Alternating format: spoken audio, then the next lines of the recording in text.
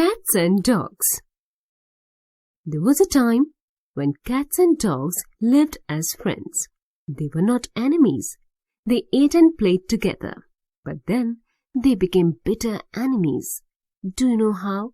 Read this story and you will know. In those days, one Mr. Smith had a dog and a cat. The dog was named Bruno. The cat was named Kitty. This cat and the dog were the best of friends. They would kiss each other on the nose. Bruno would say, "Oh, Kitty, you are so pretty." And Kitty would say, "Bruno, you are so handsome." Bruno and Kitty were faithful pets. Kitty kept her master's house free from mice. Bruno kept it safe from thieves. But their master was a big miser. He didn't give the animals enough to eat. One day, both Bruno and Kitty went to their master. "Sir," they said, "we love you. We keep the mice away from your house. We keep it safe from thieves. But you don't give us good food. You must give us a big piece of fresh meat every day." Now the master was a miser. He didn't want to spend on meat every day. So he tried to be clever.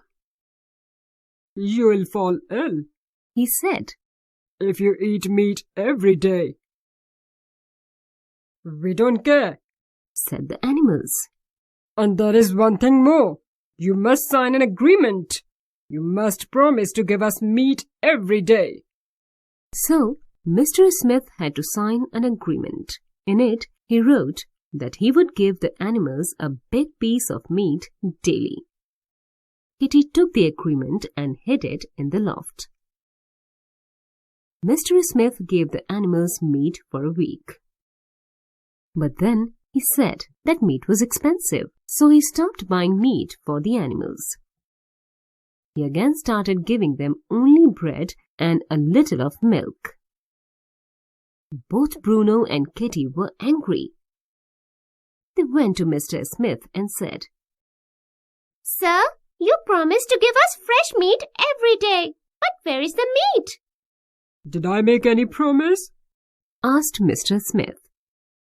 "Yes, sir, you did," said Bruno. "You even signed an agreement." "What agreement?" asked Mr. Smith. "I'll show you," said Kitty. She at once ran to the loft. But Kitty couldn't find any agreement.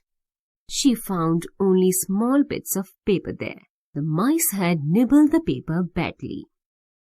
Kitty came back and told Bruno what had happened. The two animals tried to argue with Mr. Smith, but he didn't listen. "No agreement, no meat," he said. Bruno was now very angry with Kitty. He called her careless and even bit her tail. "You dog! Did you bite my tail?" asked Kitty angrily. "Yes, I did," growled Bruno. "And I'll kill you and eat your flesh." Kitty was afraid. She at once bolted up a tree. From that day on, dogs and cats are bitter enemies.